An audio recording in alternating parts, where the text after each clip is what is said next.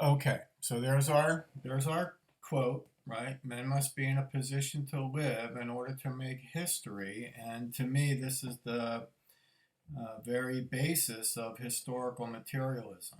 It's really simple. When you think about it, it's a really simple idea, right? Humanity. In order for us to be here doing this, in order for there to be a human history, human beings, humanity, right, must be in a position to live. So I wanted to read the entire quote now, and then we got some other ones. But in fact, I'm going to put it up here. So if you want to pause the video, you can look at it. Okay. But he says we must begin by stating the first premise of all human existence, and therefore of all history. The premise, namely, that men must be in a position to live in order to be able to make history. But life involves, before everything else, eating, drinking, a habitation, clothing, and many other things. The first historical act is thus the production of the means to satisfy these needs, the production of material life itself. And indeed, this is an historical act, a fundamental condition of all history, which today, as thousands of years ago, must daily and hourly be fulfilled merely in order to sustain human life. We'll take that, okay, for a few minutes, right? So a very elegant idea, as I said. There is no human history unless human beings are in a position to live. And what does that mean? What does being in a position to live mean? Well, it means we've got to eat, and we have to drink, and we have to shelter ourselves, and we have to clothe ourselves, and all those things. In other words, we have to satisfy our needs. We have to satisfy needs. These like very basic needs, right? And how do we do that? We do that in our relationship to nature, right? We do that in our relationship to nature. Human beings, in order to live, have to produce, right? They have to engage in economic activity. So for Marx, the basis of this materialist understanding of history is going to be economic activity, because that's the most fundamental thing. Economic activity is the most fundamental thing to human existence. Without economic activity, there is no human existence, okay? So what is economic activity? Well, in short, it is production.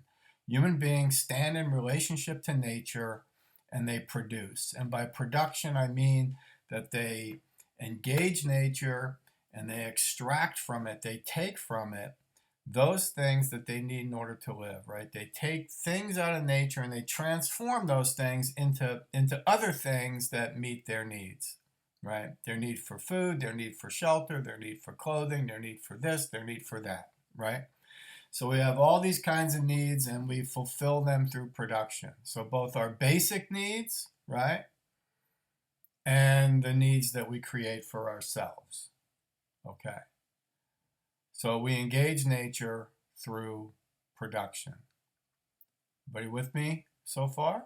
All right. And now, so production, economic activity is going to be crucial. It is the foundation of everything else, right? For Karl Marx. All right. We engage nature and we organize ourselves. We create social relationships in relation to nature to satisfy all these different needs. Okay, so let me continue here.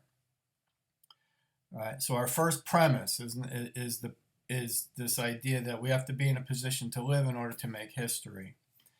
And then he says this. He says the first historical act is thus the production of the means to satisfy these needs, the production of material life itself. Okay. So now here's where we can start to talk about what Marx meant by history. What did Marx mean by history? So he says the first historical act. Well, this is the first act of human history, the place where human history becomes different than natural history. Okay, and at what point is that? Well, it's the point at which we begin to produce the means to satisfy needs. That point. Okay. We start to produce a material life. So maybe one way to think about this is, we start to produce not, we don't simply work, to satisfy needs, right? But we also produce the means to satisfy the needs. And I'm going to put this in another, like, kind of a really, really simple way. We don't just extract food from nature, right? We produce the tools that we use to extract food from nature. Okay. So it isn't simply the satisfaction of the need that's the first historical act. It's the production of the means to satisfy the need. We produce tools, and we use tools, and we produce tools to make other tools. We begin to produce a material life. And that's what makes us different, right? That's what makes human production different than what else we find in nature. Okay. I want to jump ahead here. First, let me finish reading the quote, and then I'm going to jump ahead actually to capital and read you something else. So he says, the first historical act is thus the production of the means to satisfy these needs, the production of material life itself. And indeed, indeed, this is an historical act. Okay, let me slow down here. So, and indeed, this is an historical act, a fundamental condition of all history, which today, as thousands of years ago, must daily and hourly be fulfilled merely in order to sustain life. Okay, wow, that's again, that's the basis of everything else for Marx, right? Production, economic activity, right? Our relationship to nature, by which we extract things from nature and transform them into other things that we need and use. That's the fundamental condition of history. That's why we're here right now doing this, okay? And we have to do that. We have to do it every day, right? Human beings have been doing it every day since there have been human beings. They've been producing in order to fulfill their needs, okay? How do they do that? Through production.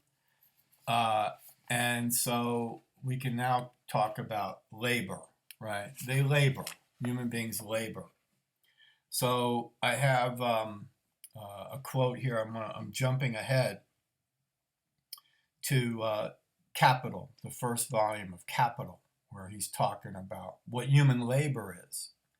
Okay, and I want to read this quote, and I'm going to stop several times here, but he says, labor, right? Human labor. Labor is in the first place a process in which both man and nature participate, and in which man of his own accord starts, regulates, and controls the material reactions between himself and nature. Okay, so let's stop there for a second. Labor is a process in which both man and nature participate, and in which man of his own accord, we initiate it, right? It's not instinctual. It's of our own accord. It's conscious. We determine our needs, and then we determine how best to satisfy those needs, okay? He opposes himself, he says. He opposes himself to nature as one of her own forces, setting in motion arms and legs, head and hands, the natural forces of his body in order to appropriate nature's productions in a form adapted to his own wants. Okay, so what is production and what is labor? It is the appropriation of nature in a form, right? Transforming nature in a form adapted to our own wants, okay, our own needs.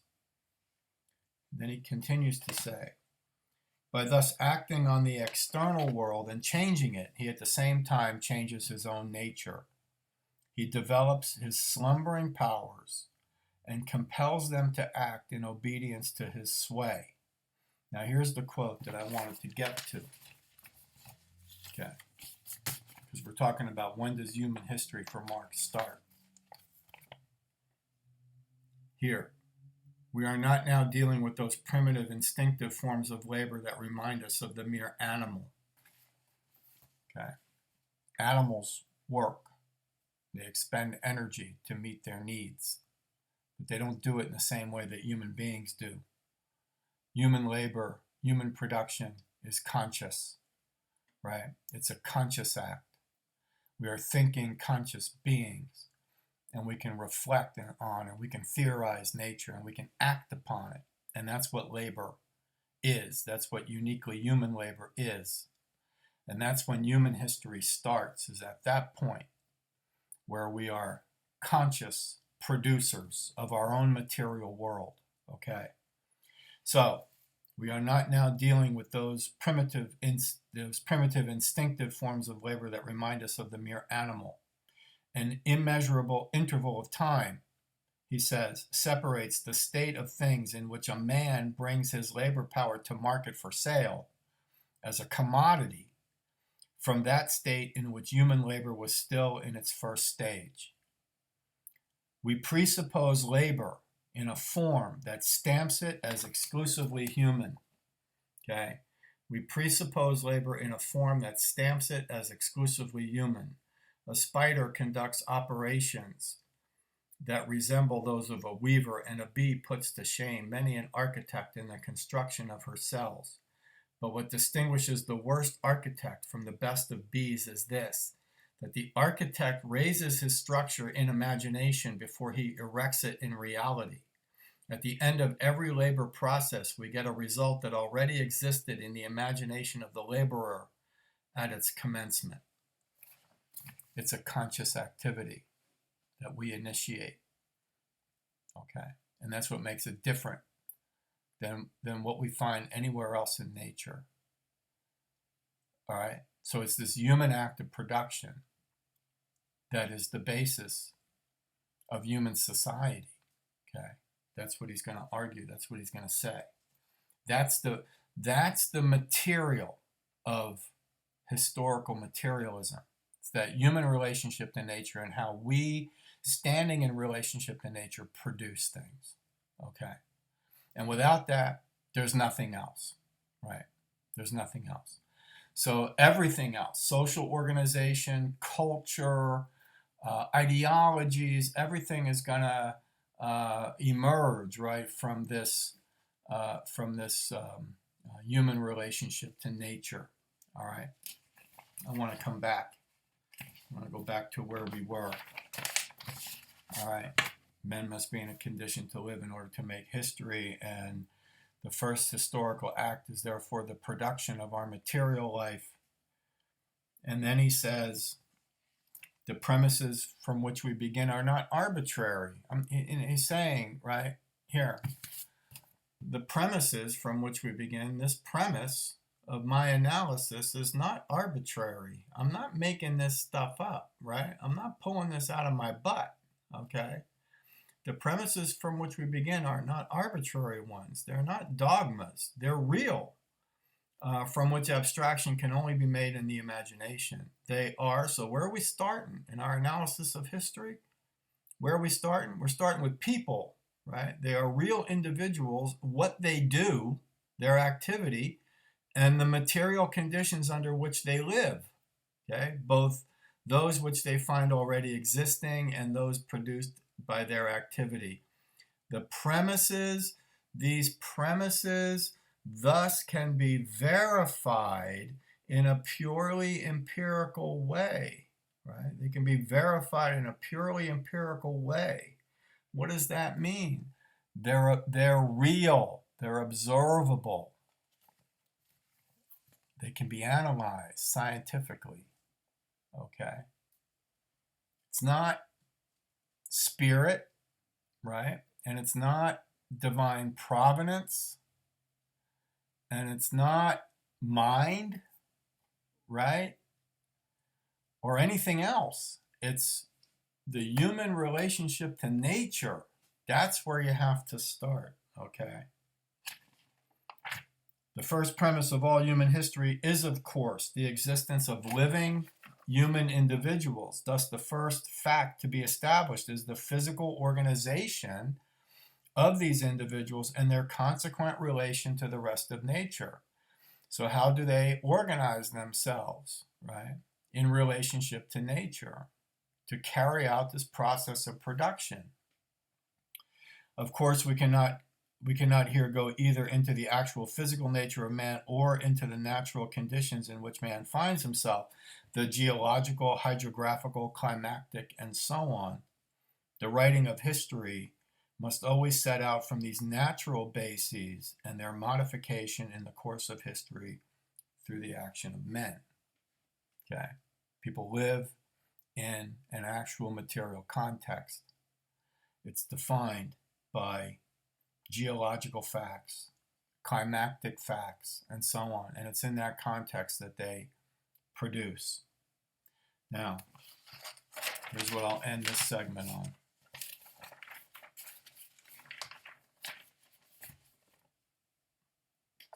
Okay. Here's him digging at the philosophers, digging at these idealist philosophers. Okay.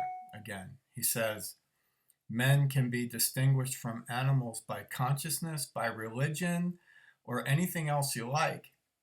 But they themselves begin to distinguish themselves from animals as soon as they begin to produce the means of their subsistence, a step which is conditioned by their physical organization. By producing their means of subsistence, men are indirectly producing their actual material life. Okay. Right? By producing their means of subsistence, men are indirectly producing their actual material life. We are producing the material world in which we live, and we have to understand history in relationship to that world. Okay? All right. So that's historical materialism. All right. So when we get together next time, we're gonna talk about a very important concept in Marx's work that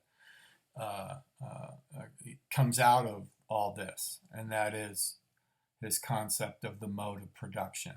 Okay. So I'll meet you back here real soon.